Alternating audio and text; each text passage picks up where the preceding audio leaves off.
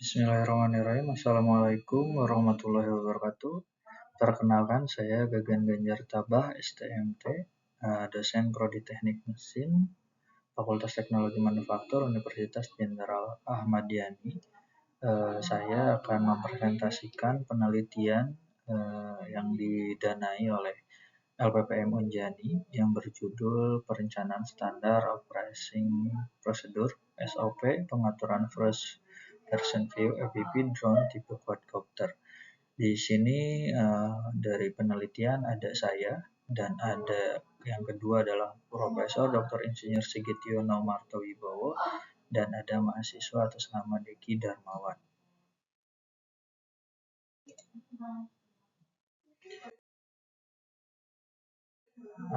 Yang akan dibahas pada penelitian ini, yang pertama adalah latar belakang, rumusan masalah, tujuan penelitian, dan batasan masalah.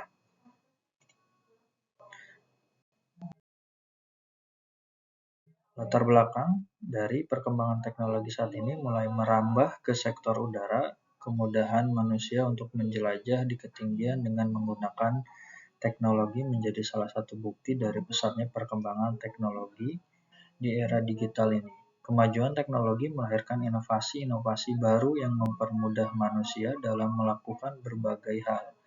Hadirnya PUTA, pesawat udara tanpa awak, atau yang sering kita sebut sebagai drone pada era digital, ini menjadi salah satu inovasi teknologi yang saat ini sedang berkembang. Saat ini, teknologi drone sedang ramai dimanfaatkan oleh berbagai macam industri, seperti industri perfilman, survei pemetaan, industri pertanian, sampai dengan industri militer. Pemanfaatan drone yang terbilang fleksibel dan minim resiko menjadi alasan ramainya pemanfaatan drone saat ini. Bahkan saat ini pemanfaatan drone sebagai sarana rekreasi sedang ramai diminati. Salah satunya adalah drone balap. Istilah PUTA atau drone sudah sangat dikenal masyarakat luas, namun drone yang dikenal masyarakat cenderung ke arah drone reguler. Perbedaan drone reguler dengan FPV drone adalah pada perspektifnya. Jika drone pada umumnya menggunakan monitor, biasanya telepon genggam sebagai monitor. Pada FPV, drone monitor digantikan menggunakan kacamata virtual atau goggles untuk mengontrol pandangan terbangnya. Selain itu, drone dikenal luas oleh masyarakat memiliki berbagai macam fitur dan sensor penerbangan, sedangkan pada FPV drone, fitur dan sensor sangatlah minim diberikan atau bahkan tanpa sensor sama sekali, sehingga dibutuhkan kontrol lebih dalam pengoperasiannya. Juga gaya terbang drone pada umumnya cenderung lebih stabil dibandingkan FPV. Drone yang dapat bermanuver lebih bebas, bahkan bisa melakukan gerak berputar. Lalu, untuk rumusan masalahnya, minat FPV drone ini meningkat, tetapi informasi terbatas, penggunaan kesulitan dalam pengaturan dan operasi ini akan menyebabkan beresikonya terjadinya kerusakan. Sehingga tujuan penelitian ini adalah untuk membuat standar operating procedure atau pedoman untuk proses pengaturan FPV drone tipe quadcopter. Nah, batasan masalah pada penelitian ini yang pertama ada drone yang digunakan adalah tipe rotary wings quadcopter. Lalu flight control yang digunakan adalah X12 IO 5in1 dengan 2,4 GHz ELRs V3,0 dan Open VTX. Itu untuk flight controlnya. Lalu untuk motor yang digunakan adalah 1102 14.000 kV dari Betaflight atau Beta FPV. Kamera analog yang digunakan adalah Cadex Nano. Lalu protokol transmitter dan receiver yang digunakan adalah Express LRS. Lalu perangkat lunak yang digunakan dalam perangkat lunak sumber terbuka atau open source, yaitu Betaflight Configurator dan ESC Configurator. Pada penelitian ini, PID, Proportional Integral Derivative, menggunakan pengaturan bawaan standar.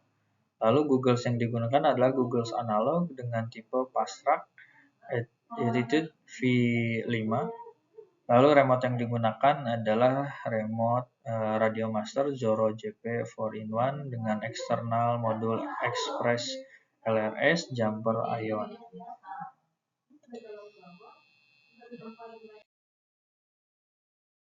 Lalu landasan teori, di sini ada beberapa, yaitu tentang sejarah drone, tentang jenis drone, tentang standar operasi produk, dan komponen dari drone itu sendiri. Nah, sejarah drone di sini atau drone atau pesawat tanpa awak atau kuta atau yang sering disebut dengan drone pertama kali dikembangkan untuk tujuan militer pada tahun 1849. Pengguna pesawat tanpa awak untuk tujuan militer pertama digunakan oleh pemerintah Austria untuk meluncurkan banyak balon tak berawak yang penuh dengan bahan peledak untuk menghancurkan Venesia di Italia. Nah, istilah drone sendiri pertama kali digunakan oleh Angkatan Laut Amerika Serikat di tahun 1935. Istilah ini mengacu pada pesawat tanpa awak yang dioperasikan oleh sistem kontrol dari darat. Sebenarnya drone adalah kata bahasa Inggris untuk lebih jantan. Alasan mengapa saat ini istilah drone lebih populer digunakan dibandingkan dengan istilah aslinya atau UAV, Unmanned Aerial Vehicle, atau dalam bahasa Indonesia PUTA, pesawat udara tanpa awak, adalah karena istilah drone lebih singkat dan mudah diingat. Pesawat udara tanpa awak atau drone terbagi menjadi beberapa jenis. Ada sayap berputar atau rotary wing, sayap tetap fixed wing, dan ada campuran atau sering disebut dengan VTOL, vertical landing and take off.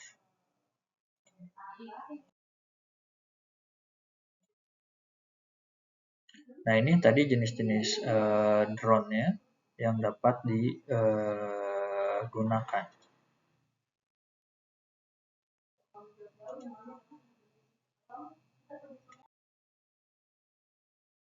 Lalu SOV, apa itu SOV? SOV ini adalah pedoman dan acuan seperti apa? Lalu pedoman yang dimaksud adalah panduan untuk mengantisipasi situasi atau keadaan yang tidak terduga, serta menjadi acuan dalam melaksanakan setiap tahapan proses. Nah, SOP ini contohnya ada di sebelah kanan, ini SOP yang sudah kami buat untuk penggunaan drone FPV ini.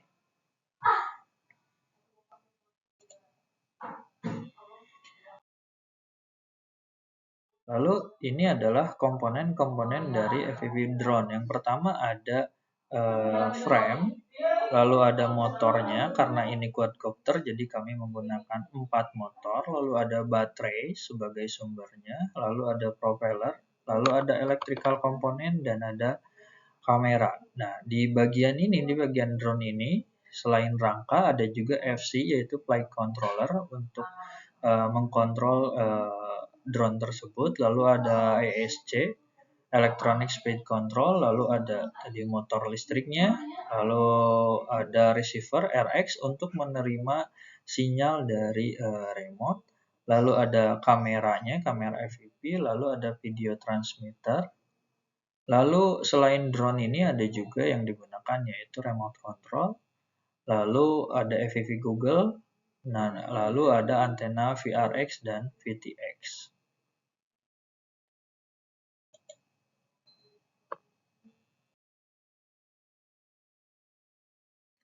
Lalu untuk alur penelitian, di sini ada beberapa alur atau ada beberapa tahapan yang harus dijalankan dalam penelitian ini. Pada tahapan ini dimulai dengan pengajuan penelitian dulu, lalu dengan proses mulai, lalu studi literaturnya, apakah serangkaian kegiatan mencari informasi dan referensi melalui berbagai macam sumber, seperti jurnal, buku, artikel, video, untuk mengumpulkan data pustaka dan mendokumentasikan untuk penelitian.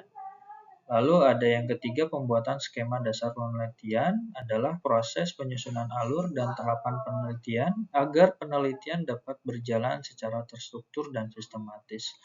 Lalu di sini ada belanja komponen. Komponen-komponen yang digunakan adalah proses pembelian komponen yang menunjang penelitian. Pembelian dilakukan secara langsung ke toko maupun melalui e-commerce. Lalu yang kelima ada proses perakitan. Di sini komponen yang telah dibeli kemudian dihubungkan dengan komponen lainnya mengikuti panduan wiring diagram yang tersedia. Lalu ada pengecekan komponen. Komponen yang telah selesai dirakit diberi daya dengan perantara smoke stopper sebagai pemotong arus jika terjadinya ada arus pendek atau korsleting. Lalu yang ketujuh adalah status LED. Status LED smoker, jika LED pada smoker stopper nyala, ini menunjukkan bahwa tidak terjadi korsleting dan maka dapat dilanjutkan ke tahapan pengaturan berikutnya. Namun jika LED mati, ini menandakan adanya korsleting pada perangkat. Jika LED pada smoke stopper mati, kemungkinan penyebabnya adalah korsleting pada komponen atau koneksi kabel atau kerusakan serta pemasangan komponen yang tidak benar. Untuk menangani masalah ini, periksa koneksi kabel untuk memastikan tidak ada yang terputus atau salah menyambungkan. Analisis proses pemasangan komponen seperti frame kamera, motor, ESC, FC, dan baterai, lalu serta identifikasi korsletingnya. Lalu bisa juga ganti komponen yang rusak atau perbaiki sambungan kabel yang bermasalah. Lalu ulangi proses perakitan dan uji kembali. Lalu pengaturan remote dan konfigurator adalah proses pengaturan remote sebagai pemberi perintah dan sebagai penerimanya. Pengaturan dilakukan menggunakan perangkat lunak open source yang dijelaskan lebih rinci pada diagram alir pengaturan remote dan konfigurator. Lalu ada pengujian hasil pengaturan adalah proses pengujian pengaturan yang telah dilakukan dengan cara menerbangkan drone. Lalu hasil pengujian, setelah pengujian dilakukan, akan didapatkan hasil data mengenai pengaturan yang telah dilakukan. Lalu apakah terdapat kesalahan seperti drone yang tidak merespon perintah kontrol, drone yang tidak terbang stabil, atau drone mengalami overheating yang menyebabkan kinerja komponen tidak maksimal? Jika terdapat kesalahan saat uji terbang, lakukan analisis terhadap hasil penerbangan dan lakukan pengaturan ulang jika diperlukan. Namun, jika tidak ditemukan kesalahan selama uji terbang, lanjutkan ke tahapan berikutnya. Setelah pengujian dilakukan, data dari hasil pengujian dianalisis dan dibahas untuk mendukung proses perencanaan SOP. Lalu selesai. Nah, itu adalah alur dari penelitian ini. Lalu alur pengaturan. Nah, ini ada yaitu memulai tahapan pengaturan dengan menyiapkan alat dan bahan yang dibutuhkan. Lalu kita masuk ke pengaturan remote. Pengaturan remote terdiri dari pembuatan profil remote, pengaturan switch, pengaturan receiver, lalu suara remote control, dan jika diperlukan pengaturan sensitivitas throttle pada remote. Lalu pengaturan drone pada konfigurator Betaflight dilakukan dengan menghubungkan drone ke laptop menggunakan kabel data sebagai perantara proses transfer data.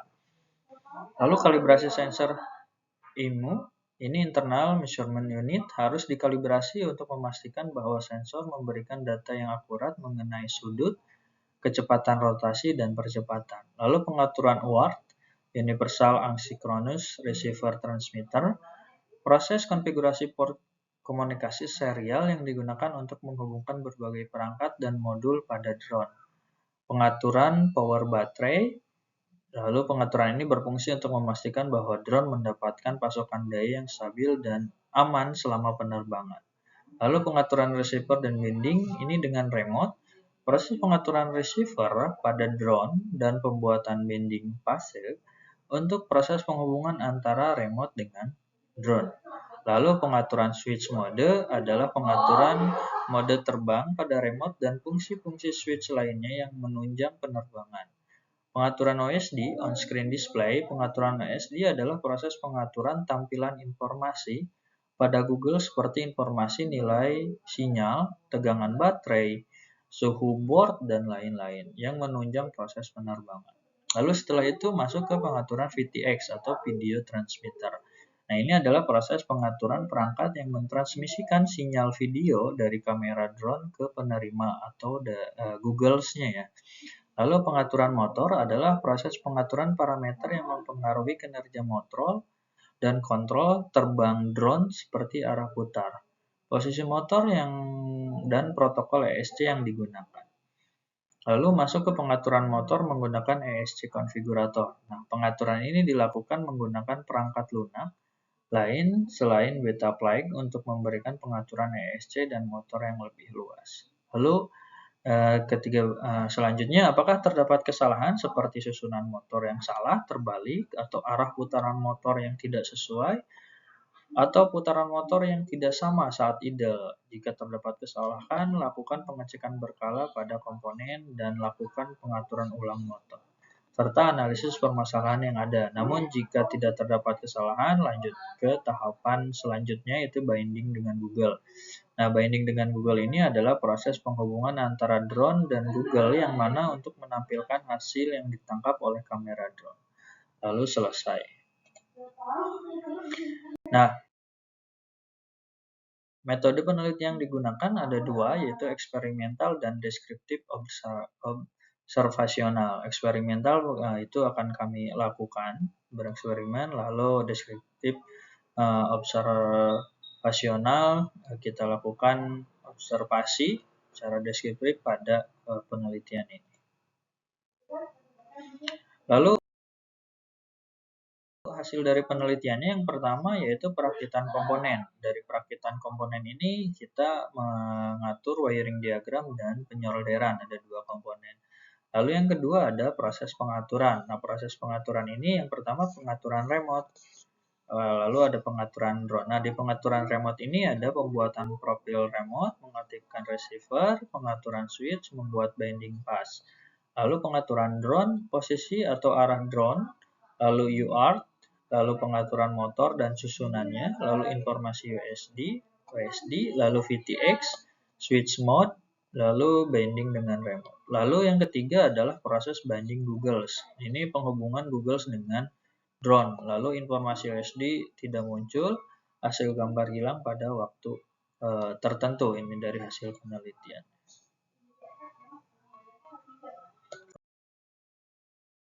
Lalu dapat disimpulkan dari penelitian ini, untuk pemilihan komponen, memilih komponen FPV drone seperti frame, propeller, kamera, motor, ESC, FC, baterai, remote control, dan Google dengan tepat sangat penting untuk memastikan kinerja yang optimal. Lalu pemasangan, proses pemasangan komponen harus dilakukan dengan teliti mengikuti wiring diagram yang sudah ada dan disertai pemeriksaan menyeluruh untuk mencegah kerusakan serta mengurangi resiko keselamatan.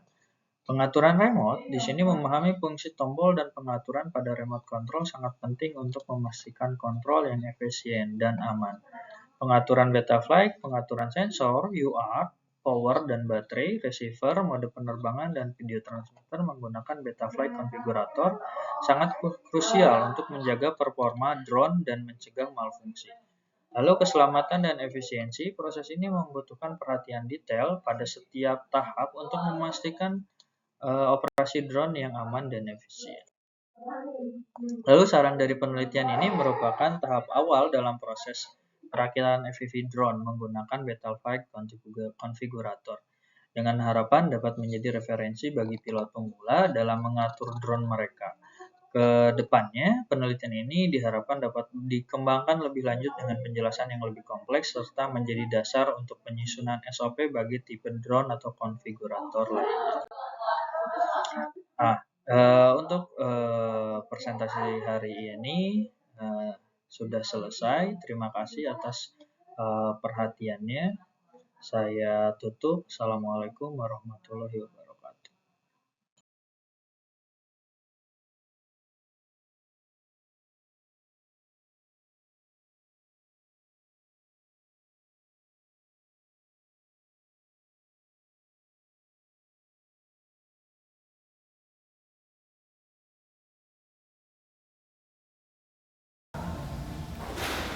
On.